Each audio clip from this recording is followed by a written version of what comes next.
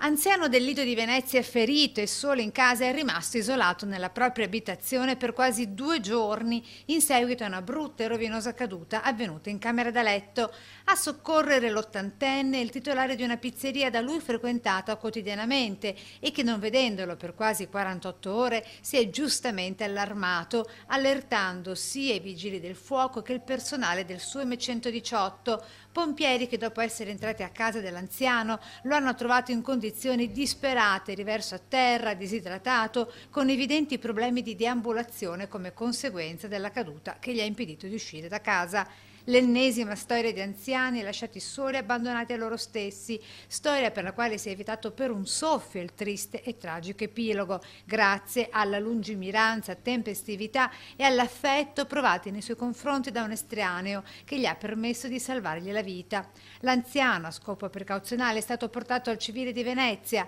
dove è stato sottoposto ad accertamenti e cure del caso.